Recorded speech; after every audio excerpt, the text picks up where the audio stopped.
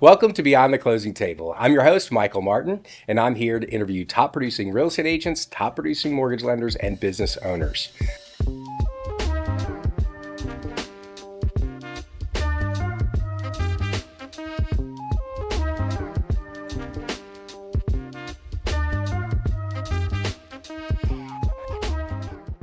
Super excited today to have my friend and top producing real estate agent, Jason Dapkevich, here. Thank you so much for being here. Thank you for having me. I'm excited. Yeah, me too. So we've now known each other, I think, since around 2019 or 20. It was like right around before COVID the pandemic. time. Yep. So, and you've got a pretty interesting story that we're going to get into some of the details of, and I'm excited about that. First of all, how long have you been in real estate? 10 years. 10 years. Oh, that's right. You just kind of celebrated that. Yep, decade. That is super exciting. So, as an old man here, like 10 years sounds like nothing anymore, but 10 years is a big deal when you hit it. It is. 23 years now. So 10 years. And of course, you didn't just start in real estate. You started in education, like so many real estate agents that I know. Yep. So tell me a little bit about, I guess let's first of all, where are you from originally? And then what made you decide to get into your first career? And then we'll talk a little bit more past that. Yeah, awesome. Grew up in Cary, North Carolina, so obviously not far away. I've lived in the same 5-mile radius almost my entire life, minus college. But essentially, before I even wanted to do education, or before I guess found out that education was the path I was supposed to go down, I wanted to do architecture. So I grew up, my mother and I used to go through all the homes in Preston as they were being built. And, I would be like, oh, this is going to be the dining room. This is going to be the family room. At a young age, realizing what a house and, how it was laid out and the concept of it. So then going into high school, I took 4 years of architecture. Again, intending to go into college to do architecture. You took 4 years of architecture in high school? They have all different electives that you can take. Wow, that's pretty amazing. Yeah, I know, it was fun. Then I got into college for architecture, visited, and you get to meet with the dean and have like a private conference, and you basically see like your little setup. And he was like, just so you know, this is where you're going to be living for the next 4 years. You're not going to be leaving. You're not going to be going out. You're not going to be having fun. And I looked at my mom after that meeting when we were driving back, and I was like, I can't do that. It's just not me. At that time, I was not focused on school. It wasn't my intention. It was very much like, let's have fun, be like the life of the party. And so architecture quickly faded out, transitioned into like a pre-med route, which was no better. Mm-hmm. And then quickly realized that wasn't it either. So went into teaching. Okay. Wow. So, yeah. I think I've told you this before. My dad was a designer and was a partner in an architecture firm. Yep. So I grew up around that, literally around a drawing board all the time. I am not artistic. I do not have, I don't have an engineer's brain, which you really need from architecture. Yeah. I don't have design. That's not like literally, it's not where my brain works. So I thought I would eventually go work for my dad. And I finally realized, I think I took a drafting class in my freshman year in college and was like, nope, this is not going to work for me. I don't think I can do that. So cool. So you ended up going down the path of becoming a teacher. What made you decide to do that? And how long did you do it? And what did you love about it? Yeah. I grew up working at the YMCA.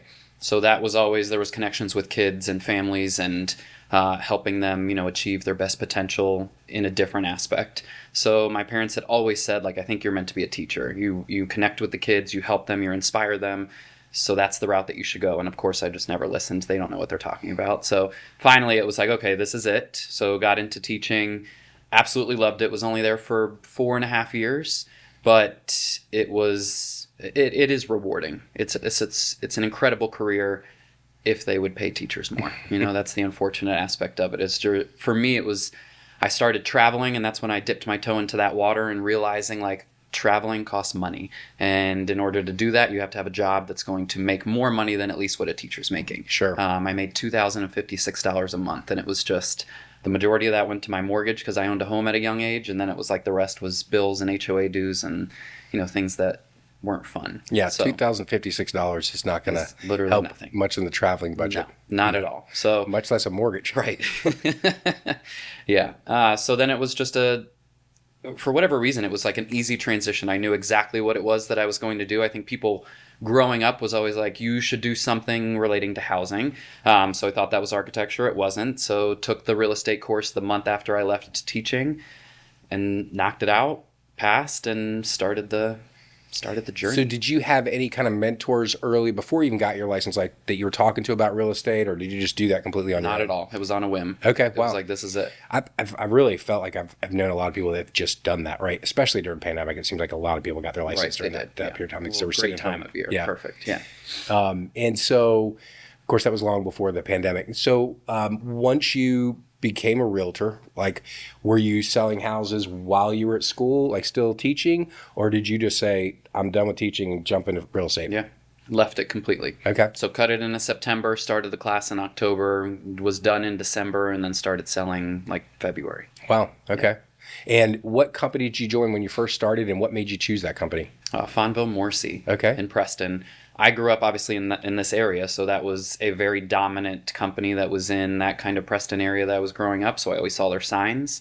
So inevitably, I took the pre-licensing class through them, and it was just an easy transition to be Got like, it. all right, this is where I'm going to So be. it's more the brand of that firm had that was why you chose that than Yep. anything Yep. else. Familiarity. Yeah, that makes sense. And so I actually took the Caldwell Banker real estate class back when I was first in the mortgage business. I had zero intention to get my license. I Yeah. just took it to learn Knowledge. more on that side of Right. it. Yeah. And so, all right, so you got to work for Fonville. You have your first year. What does your first year look like in real estate? It was great. It was family fed. So I think that's helpful. And I often think that's how people do get started in a lot of Families ways. and friends usually Right. are where you get most of your first Exactly. business. Yeah. So I had my grandmother's home. She had passed away the year before. And so my parents were just kind of holding on to it for the right time. It ended up being that was the perfect time. So that was like my first transaction, my first listing. And then soon after that, my parents decided they wanted to downsize from their home that they had lived in for almost 20 years. And so that was a huge sale in Preston, which kind of solidified my name in a lot of areas. And then from there, it was just, honestly, I just knocked out open houses. That's what I was good at. I was great at talking to people. I was familiar with that, just with teaching. I was constantly talking to kids and parents. So that was just my natural transition into how can I get in front of people and let them trust me, because that's what I was good at. Good. So you were doing open houses. Obviously, it's a great new way to potentially sell a house, but more importantly, probably meet a potential buyer, right? That you could then go sell another house to. Yep. And so your first year, you said worked out really well, and then you realized this is probably going to be a career for me. Like, this is a thing I'm going to do. 100%. Yep. Excellent. Is there anything particularly you really like the first year that maybe you're like, holy crap, I wasn't expecting this? I think the paperwork side of things. Okay. You know, when you're on your own, you don't have an assistant, you don't have anybody that's supporting you in that aspect of things, and just realizing all the documents that you needed to have, all the I's that you got to dot and the T's you got to cross. That was probably overwhelming to me in some cases, just because teaching, that wasn't a necessity to have or that we needed to do. So the paperwork side of things, I think the creativity and the talking to people and being with and in front of homes and in homes, that was natural for me just from growing up, like I said, walking through with my mom and constantly knowing everything that was going on. So like the housing side was good. It was just that paperwork stuff. Yeah, that part That is we not love. fun. That's why I have a team that does manages all that exactly. stuff for me. But yeah, you have to learn how to do it yourself first for quite a while, right?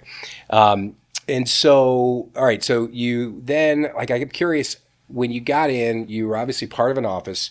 You had to meet other people in that office. You could seek production from other people there. Yep. Are you a competitive person? Like, did you realize, like, okay, I see those guys, I'm going to beat them, or you were just kind of on your own thing?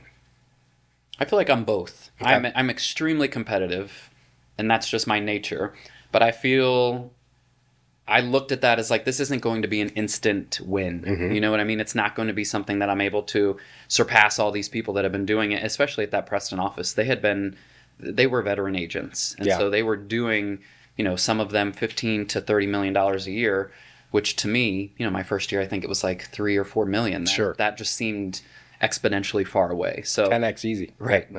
Now, so I think the first thing that I did, honestly, was just connect and just try to attach myself to certain people that I saw were respected in that office, and then not a leech, but definitely like, teach me, let me run your open houses, let me come and just shadow you in what you're doing. And there were a few agents that let me even co-list some of their listings, some of their smaller listings that may have not been in our direct area. So that gave me practice of entering a listing and doing the paperwork and negotiating. And so it was definitely helpful in that capacity for sure. That's great. Yeah. You know, I think the importance of having someone else in the industry that does kind of help you along the way is super important.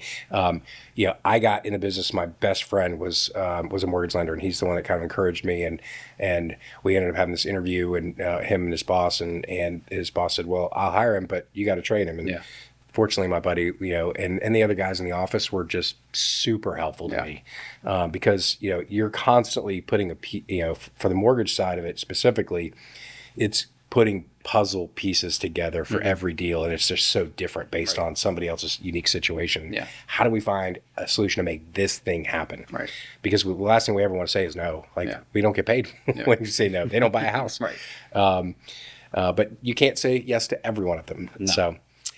Okay, cool. So did you kind of realize, did you have become a top producer? Is there a time that you said, I want to be a top producer, or did that just kind of happen because of your natural competitiveness? I think naturally that's what I always wanted. I think when I finally made the switch from Fonville Morrissey to Keller Williams, it helped me understand the business side of things. Fonville Morrissey, it was just like, I need to sell as many houses as I can to try to get the numbers, right? Whereas when I moved to Keller Williams, it was like, well, let's build a foundation of systems and make sure that you have the foundation built before we start trying to climb the ladder. Sure. So I think that was helpful. And that's when I kind of realized that was 2018, I think, when I made the switch. And that's when just putting systems into place, starting to realize from these bigger names and bigger people that were doing way more than those other people at Fonville Morrissey. Not that that was a bad thing, but it was just learning from people that had teams. That wasn't something that I was familiar with at Fonville. Maybe there was like a 1 or 2 person team, or that wouldn't make sense. One person isn't a team, but basically I was meeting these, 8 to 10 people teams and seeing how they run and seeing the capacity and just kind of how they have their systems, and they were just cranking things out. And I was like, well, this is what I need to be doing. If I'm going to be doing transactions at a wider scale, I need to be able to scale these things that I'm doing. So that's when I finally realized I'm going to go big and do the best that I can, learn from these people, and kind of tap in even more than I was before. Sure. Scalability is noticing that you need to figure out how to create scale. Exactly. It's a big part. It goes back to architecture scale there. Exactly. Look at you. Okay, so let's talk a little bit about your relationships with your clients. Working with you for many years now, the one thing I've certainly noticed is that your clients absolutely love working with you, but I think that's very much by design. Like you want that to happen, and then you do specific things to make that happen. Right. So let's talk a little bit about that. Why is that important to you? And then what do you do specifically? Yeah. I think it comes from a matter of just trust. And I think trust is the foundation to, especially in our business, people are putting their greatest investments in our hands in some capacity. So it's making sure that they trust that we can execute while all along taking care of them. Nobody wants to be coddled, but at the same time, they want to feel that they're safe. And I think that was my main goal, was to make sure that everyone trusted me as a human being, not as a realtor.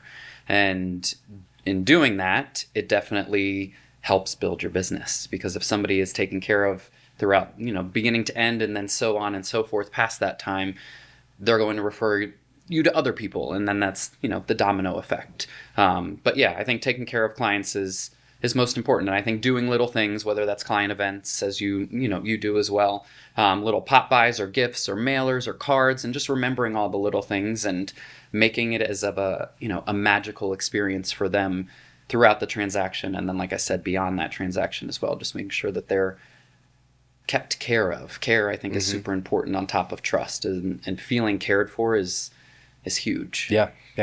I just wanted to take a quick second and say thank you so much for watching our podcast so far. If you do me a huge favor before you forget about it, to like, subscribe, and if you would, just leave a quick comment about what you think of the podcast. And if you want to share it with your friends, I'd love that too. Thanks again so much. We'll finish up right now. Well, I don't know what the stat is, but it's some very high number, right, of buyers or sellers, even for that matter, people that worked with a real estate agent, would choose to work with that agent again, but they almost never hear from them, and ultimately end up choosing another agent for convenience purposes, because there was just no contact. Right. An email, sticking them in their email database is not the answer. That's it's an addition, right, too, but you've got to actually pick up the phone, have conversations, Yep. have host client events. Right. Where you get to hang out with them and be part of their lives. Yeah. I've said this before, but there's a mentor years ago, Todd Duncan, that said this to me in a small group setting. He said, Michael, if you want to have clients for life, you have to talk to your clients during their lives. Pretty simple, right? Basic. Yeah. But, part of our strategy, right, I have specific call days. My business is very much regimented in what we do each day so that we don't forget to do things. Right. We're not perfect. We don't get every single bit of it done every time, but at least it gives us a specific plan to follow. Yeah. And so today's Thursday.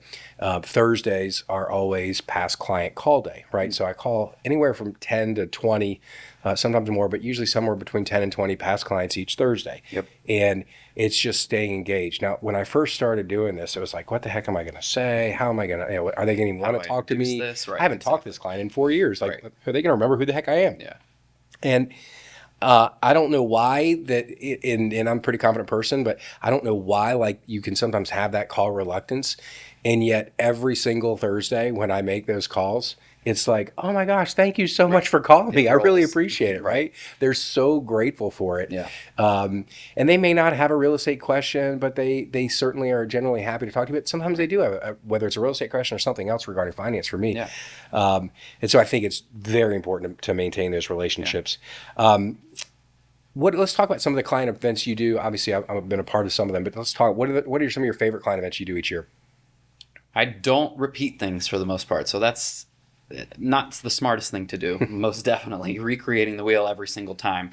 Things in the past held at your office, that holiday like craft cocktail party. I think that was fantastic.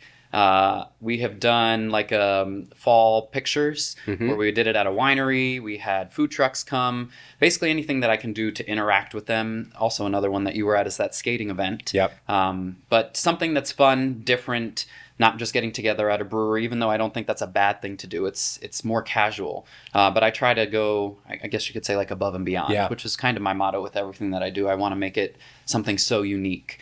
So things like that, definitely fun. And this is going to sound horrible, where I don't necessarily have to entertain them the whole time. Sure. Or I'm not constantly having the conversation with them. It's more hitting somebody, talking to them, bouncing to the next person, But also then, like at the skating event, I was skating around. I was in the photo booth with some clients. You did that so you could show off your skating Exactly. skills. Let's be real. But like the connections were still being made, Yeah. but I was also still enjoying myself. I don't ever go to these events feeling to the point where I'm stressed out because I'm like, I have to hit so many people in this time period in order to connect with them. Like it just naturally happens because I'm enjoying myself. They'll walk up to me or I walk up to them and it just works. Yeah. I don't ever try to force anything upon somebody. And whereas that's why I mentioned the brewery. I feel like at a brewery, like you're just sitting there and it's like, well, I'm going to beep bop around to each one of these people and then I'm done. Yeah. So having something to Well, it's physically also like, do. what are they doing if you're not talking to them, right? Exactly. Yeah. I mean, they could talk to some of your other clients, Right. and like, that, Jason's great. Yeah. And then it's like, okay, now what? yeah. I've done all kinds of those events. I think some of the ones you've done have been some of my favorite ones that we've been a part of. That roller skating one was a lot of fun. Yeah. And there's a couple other ones that we did too. I'm just trying to think recently. We did a movie event not too long ago. Yes. Yeah. That was awesome. That was a really, really good, and you did such a great job of the pregame there. I was super impressed, and we've done some movie events, never done anything like that. Like, okay, we're getting my videographer involved in that next time, right? And I think it's creating the experience, right? Being memorable, Right. And so, and because you could just do those events, and sometimes I've done them just to do them, and it's not that I don't want to create this specific, but I just didn't know how or what to do. Right. And I think you've just done a really good job of that, and I think your clients certainly realize that, and that's why they come back to you over and over. No, I enjoy that. Again, just going that extra step, I think is really what it is to create that kind of little bit of magic. And for me, I knew that movie event was going to be an event where I literally didn't get to talk to anybody. Like they came in, they got their ticket, and then they were in line, and then they were in the theater. So for me, it was like, those are lost opportunities. So how can I get in front of them and make it feel like they're talking to me or getting to know me more? And so those previews, I mean, the majority of them were about me. That may have been vain, but it's very much like they still, to this day, I'm with a client the other day at a new construction design center meeting, and they were like, going through tiles, and I picked out a green tile, and she was like, "No wonder, it's your favorite color." And I was like, "How'd you know that?" She Yeah. was like, "From the previews." So it's like little things that they really tapped So you into. would take this to color know. just for you exactly. today. I know it's No. for me. I wore this outfit to make sure I didn't clash with the green. I love it. But no, just going above and beyond, I think, is the most important aspect for me in terms of anything that I do with clients, is making sure that it's memorable and something that they never would have expected. Cool. Okay, so a few years ago, actually, I'm going to back up 3 years ago, combine two stories into one. You posted on Facebook that did you know anyone, you were like, do anyone looking for a marketing person? And so we were like, hello, we were actually looking for someone. And so we were fortunate enough for you to introduce your sister, Taylor, to us. And she's been now on our team for 3.5 years. Yep. So I owe you for Taylor. Thank you very much for You're doing welcome. that. The second part of that is a few years ago, you you bought a rental property so that Taylor could move into that and rent from you. Yep. And I'm going to let you talk about what happened from there. How deep are we going here? As deep as you want to go. No, we're not going to go super deep. No, it was essentially, she had just moved, not back home. Yeah, I guess back home during the pandemic. So everything was wild. Prices were skyrocketing in so many different aspects. She lived with a roommate for, I think, a year. And then she was like, I don't want a roommate anymore, but I can't afford to live anywhere near this area to be able to stay, within 15 minutes of work that I would feel safe in living in. So I was like, all right, well, let's make this a win-win. You know what I mean? It was like, let me find something that extends my rental portfolio, but also makes you feel safe. We found something, obviously, that was incredibly close to work. Man, she could walk here if she wanted to do that. It was the perfect situation, and she lived there for 3 years and enjoyed it thoroughly. And so now I'm in the process of getting it ready to rent again. And of course, the first thing on the MLS that I'm going to write is be like, as seen on HDTV. That's right. so let's talk about that. Yeah. So what happened? How did that whole thing go down? Yeah. And then you may have some non-disclosures that we can't break, but No. It was really honestly just somebody dropped into my DMs, and they were like, we had multiple different people mention you in this casting call that we put in Facebook. And so we wanted to reach out. Do you have anybody going through transactions that would make an interesting story on TV? And I was like, actually, we're going through this process, my sister and I. So it's a whole family affair. I was like, I'm the buyer, but I'm also the agent. But she's going to be living there, so her opinion matters. And they were like, we've never done anything like this before. And I was like, well, let's do it. So that was a very quick, within like a week, it was like, all right, we're doing this. We're filming. Taylor had to take off work, which she was not thrilled about. I don't know that she had the best experience, just because I don't think our producer was the most fantastic individual, but overall, I think what they ended up editing and making into the show was truly memorable. I just recently watched it. It airs every couple months, and it's so fun to see the messages that roll in from people that were like, "Oh my gosh, your sister's a natural. Do you still own that townhome? Is anybody renting it right now?" So it just creates good conversation still. But so you get messages when it re-airs from people that all you the time. My like Instagram is flooded with friend requests that I don't accept, and there's people on my business Instagram, which is great. But yeah, the messages are they just continue to come in. So I think people really like that episode. Yeah, and maybe just because it's different than what they normally see. So before you even did that, you did a lot of in front of the camera work anyway, Right? Creating videos, marketing material for listings and so forth. So were you nervous about that whole thing, or was it fairly easy? I would say it was. For me, it was easy. I think for Taylor, it appeared even easier. I am very much a scripted person. And so I'll have these 5-minute like luxury videos where I tour and I'm talking. I've memorized that entire thing top to bottom. I can recite it immediately. I don't have to look back at the paper. And I can make it feel natural. This is not scripted, everybody, just in case. But I would say I struggled a tiny bit just because I walk through a house in a certain way. It's kind of like a routine when I'm showing buyers homes and I'm looking at different things. And so the producer was like, stop saying this, stop guiding her in this direction, or stop saying, all right, in here is now the primary. And it's like, she wanted it to flow more. So for me, that was a struggle. It was definitely something I had to try to overcome. But overall, just being in front of a camera doesn't make me nervous. I'm very comfortable. That aspect was great. And I think Taylor and I being together made it even easier. Yeah. Obviously I've watched it, and it was very, very smooth for sure. Yeah. Normal. I felt like we both appeared as we really are. Yeah. Which was nice. Cool. Thanks for sharing that. Yeah. And you get to utilize the as seen on HGTV I'm going as to. often as you need to and want to. So that's great. So I've told you before, like you need to have your own I HGTV, know. show. I think you would do. Your knack for design is certainly amazing. Thanks. How you can put things together, and certainly the videos you've done are just super impressive every time you get a video done for one of your Thanks. listings. And so I think you ought to consider that. I think you would you do extremely well with that, and I think people would like watching you. So Yeah. cool. All right, so let's jump into some things you do outside of real estate to give back. So you've been pretty involved in an organization, right? As you've done the Miracle League at the Triangle now for how long have you been working with them? Yeah, I did this. I mean, it's probably going on 15 years. So I Wow. did it. I introduced it to my students at school.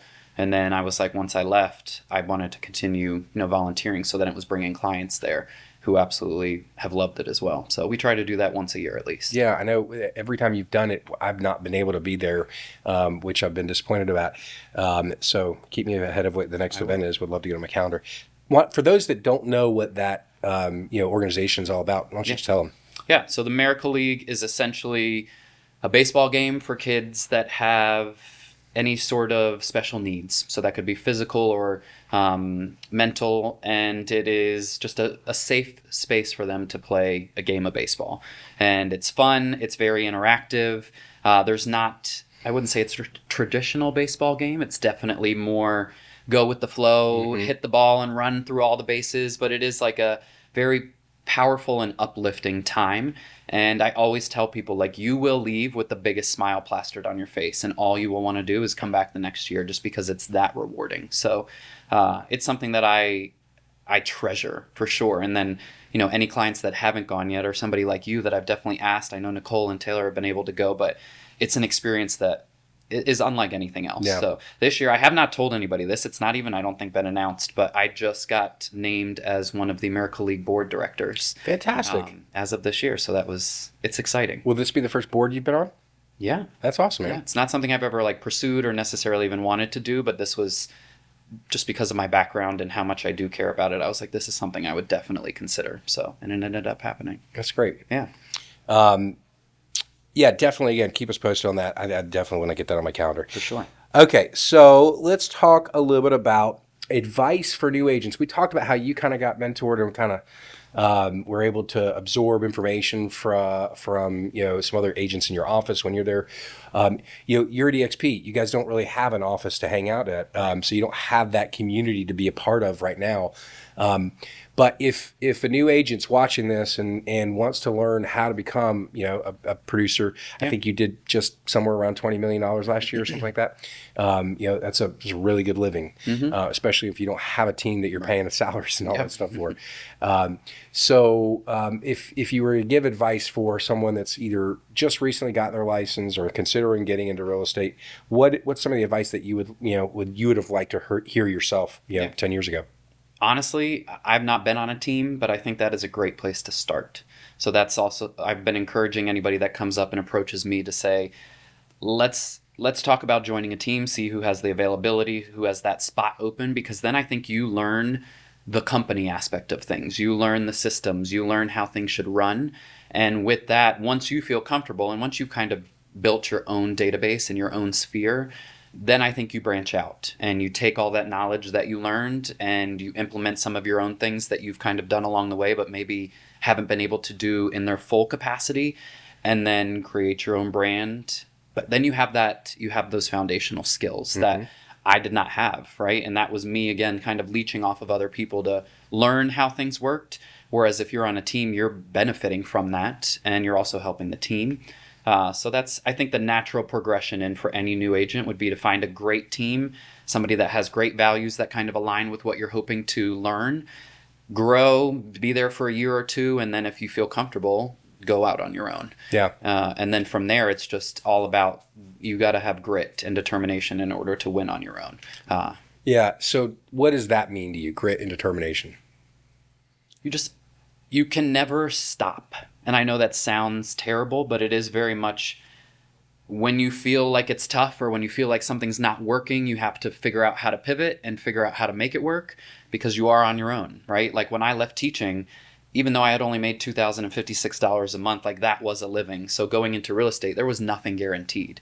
And so once I figured out how to grind and do those open houses and be like, oh, I'm connecting with people on a deep level, and now they're going to trust me, and now that home's under contract and it's sold, and here's another one. And it was just that domino effect of, okay, I'm going to continue doing this because I'm great at it, you know, and I can succeed. So figuring out as a new agent where you can succeed and what path that is, then take that and just keep running, but don't stop. Like, it's such an easy profession to give up in, because a lot of times, even for me as a top producer, like there's times where business is not happening and you get frustrated and you get down.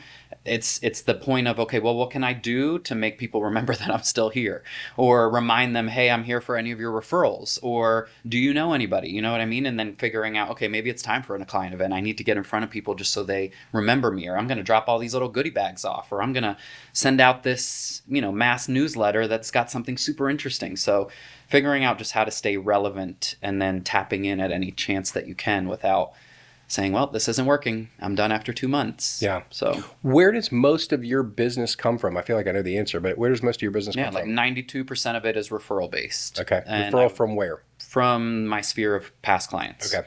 Or people that I've known. I would say in general, social media, while I say I don't get direct business from that, I think it definitely helps just staying relevant, but also super authentic. Mm-hmm. And I used to be great at farming, and that was kind of another percentage that was built up. In 2021, things just got so busy that I slacked off.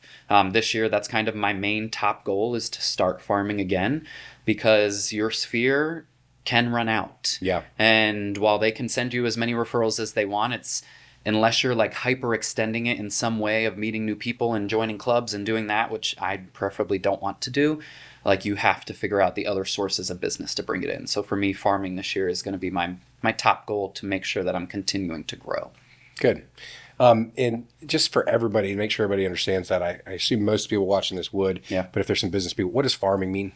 Just making sure you're the agent for that neighborhood. Okay. So constantly providing newsletters, and if you have listings, making sure you're letting people aware, like, hey, there's an open house. Hey, it just went under contract. Here's how good I did. Oh, it just closed. I just set a record sale. Constantly getting in front of them in whatever ways possible. That could be like a community event. Like I said, newsletters is probably the easiest way to start, and postcards. But for me, also, the neighborhoods that I farm, I'm very visible in, because I walk my dog and I put my dog on all of the postcards. So being visible and being known is basically farming a neighborhood. Yeah. So it's funny. I was just going to ask you a little bit of a transition. When you're not working, what do you like to do? Most of the time when I call you during the day, if you're walking sage. That is pretty much all I do. No, I would say when I'm not working, I go to burn boot camp. Yep. So that is something, that's my 45 minutes of How many days a week typically? 6. Okay. Yep. 6 days. Wow. 6 so out you're of there the a 7 lot. days. Yep. But it's 45 minutes, leave it all on the floor, make sure that I'm in a mental space that I'm, able to continue running this business in. Mm-hmm. And so I would say gym is definitely a top priority. Like you said, walking sage. We typically walk like 8 to 10 miles a day. So it's a time for me to clear my head. It's also a time, I often don't bring my phone. It's just downtime. If I am, it's typically phone calls that I'm catching up on. I also love going to the beach. As you know, I bought a little place at the beach years ago, intending to make it a rental property, and never did. I only get there a few times, like a quarter, but still, it's a nice escape, even if it's just for a day. I typically don't even look at my phone, and it's just, let's relax, however that may be. I still need to take you up on your offer. I give that offer to so many people, and nobody takes it, and I don't understand why. But well, I promise you, I'm going to take it. There we go. Tanya Finley and I are headed there at some point. Go anytime. So that's awesome. Yeah, I think, I personally have recently gone through some serious burnout, right? Mm-hmm. I realized at the end of last year, I think I was in denial, like complete denial, that I was in burnout. I don't want to say I was depressed, because I don't feel like I was really depressed, but I was definitely burnt out.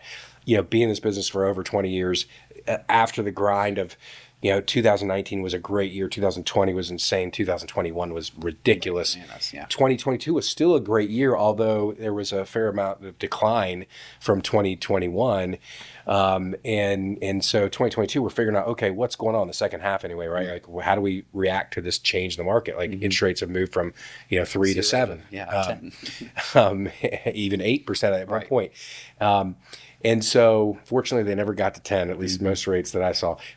But I was concerned that they would because inflation was at 9%. But so then I think 23 just totally kicked my butt. 2024, was even just the same. We were fortunate to grow in 2024, but still it was a lot of the same. And so for me, I had to realize I've got to start making and getting back to some of the habits that I got away from, which was I've always been an early riser. I am not by nature an early riser, and because I am a late go to bedder. I do not like to go to bed before 11 o'clock. But I made a commitment basically to start getting up significantly early. Now I get up at 5 o'clock every day. Work out, right? I tried 4:30 for a week, and that was like that extra half hour. It's just a little too much. I'm gonna need that. So, but yeah, so I'm doing my best to work. I work out with weights and stuff twice a week, but I'm trying to do at least something else every at least 5 days total. That's awesome. And usually, on Saturday, although Tanya might argue with me that I try to walk the dog or walk with her at some Right. point, or she drags me. Walking is great. It really is. I think like scientifically, like it's one of the best workouts you can have as long as you stay consistent with it. Well, just because you're not hurting your body right at all, but yet you're keeping your heart rate moving, and probably swimming might be maybe a little bit better. Right. Yeah, that's true. But outside of that, I don't have a pool near me, so at least not that's open in the winter. Right. Okay, cool. So that's what you do. You like to travel. I want to talk very briefly about that. Like, where are some of your favorite places? You typically go on at least 2 nice trips a year. Yeah. Where are some of your favorite places you've been over the last, let's say, 5 years? I want to know yours too, because you travel a lot too. Canada is a place that my family goes to often. Okay. Just my brother, my sister, and I. We enjoy that because I think all of us are into hiking and being outdoors. So I think that's fantastic. Like Banff. That's right. You guys went we've been last year? Last 2 years ago now. It's wild. Time flies. Let's see. What else? Japan. That was a very cultural experience for me. I've not been to Asia before, so that was definitely eye-opening in a lot of ways. I loved, there's just so many places. South America, going to the Amazon, that was in 2018. That was definitely a very humbling experience. Just living out in the middle of nowhere and sleeping in like mosquito things with animals crawling around all around you. So that was fun. I've been so many places. I don't even know. Greece, like it's truly stunning as like a magnificent place. Just everywhere you look, you're like, oh my gosh, this is amazing. So I love the aspect of being able to travel and just seeing new things, experiencing new foods, new people, new cultures. Like I think that's what I love about it is growing up. Everyone's always like, oh my gosh, you've been in Cary like your whole life, and that's not much to see. You know what I mean? So getting out rather than moving somewhere new, it's me escaping Cary is going to these other destinations around the world, which I think is better than moving somewhere in the United States and just experiencing that for a brief period of time. Yeah. But what have been your favorites? So probably the most recent super fun trip, we've done a lot of traveling in the United States, not as much outside.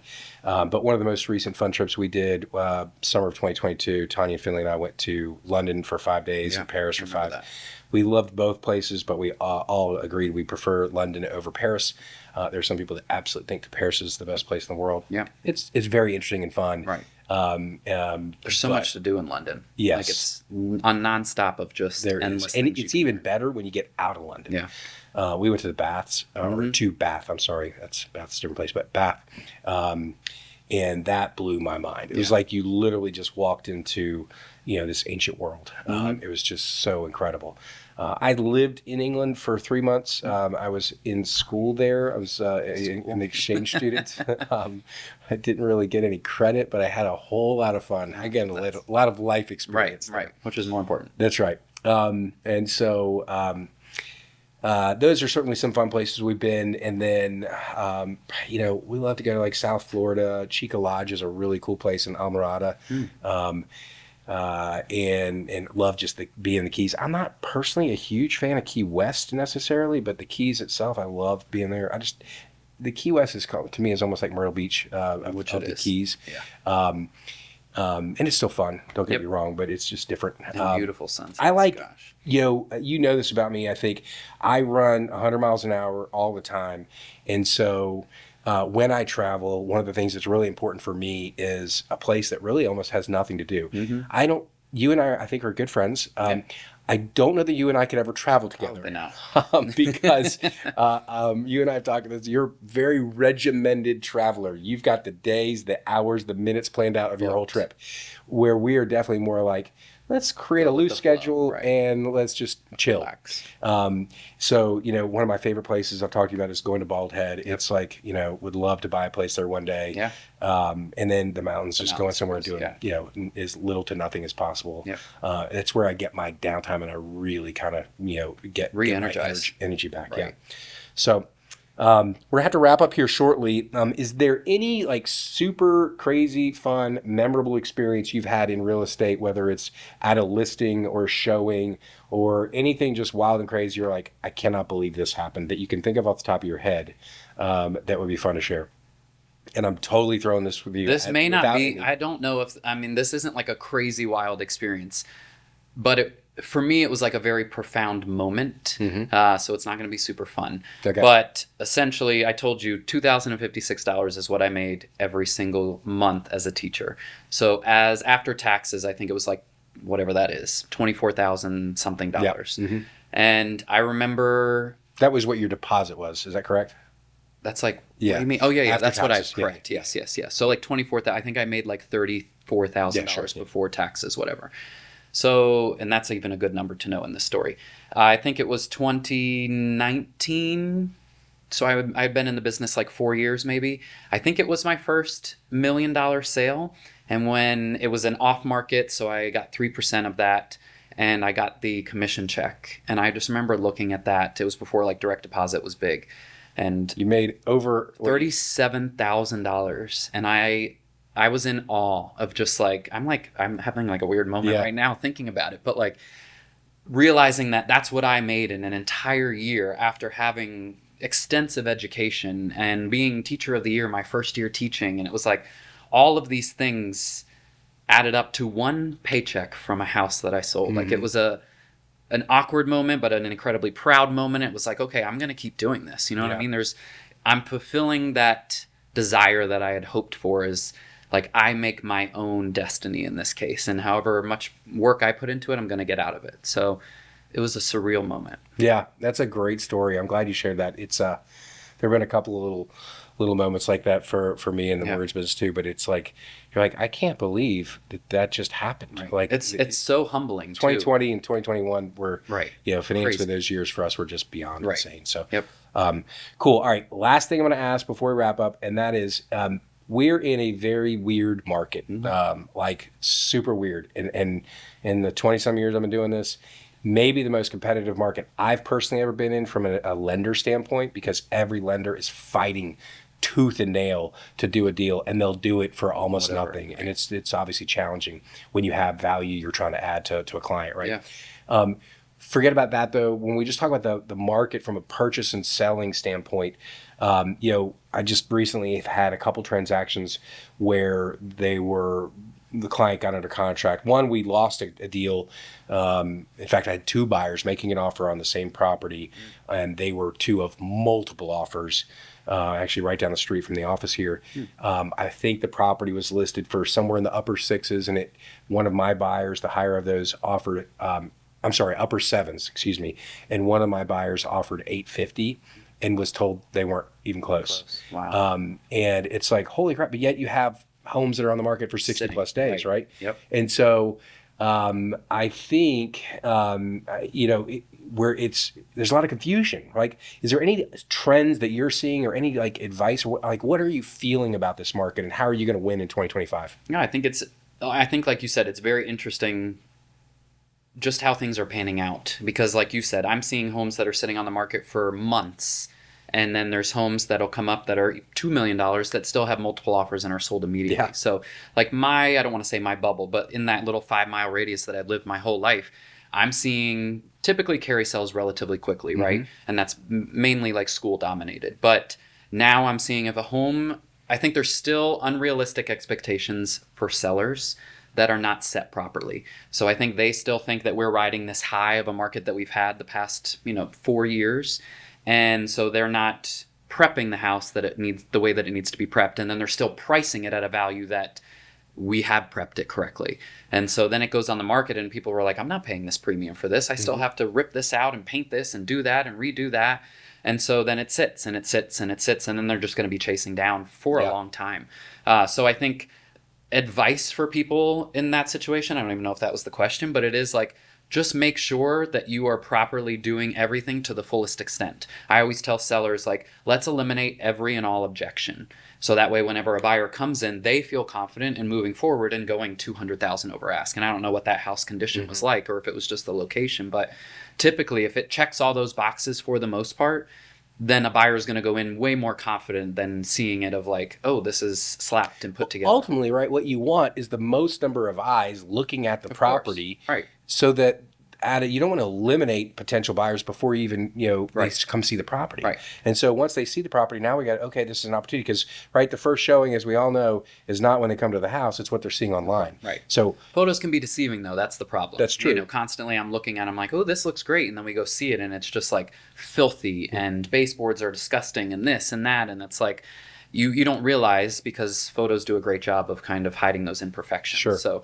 that's when you get there, and that's kind of what I'm saying. Like, people aren't deep cleaning, people aren't cleaning their carpets and leaving out litter boxes, and those turn buyers off. Yeah. And ultimately they're like, well, I'm going to wait for the next best thing. And so that's why houses are sitting. But those homes that are doing what they need to do and have agents that are properly preparing, I think that's where we're seeing like, okay, we're going to have 9 offers on this, no matter what the price point is. It doesn't matter. Yeah, we got another one under contract last week that was listed in the upper 6 at 675, and our buyer in a multiple offer took it at 750. Yeah.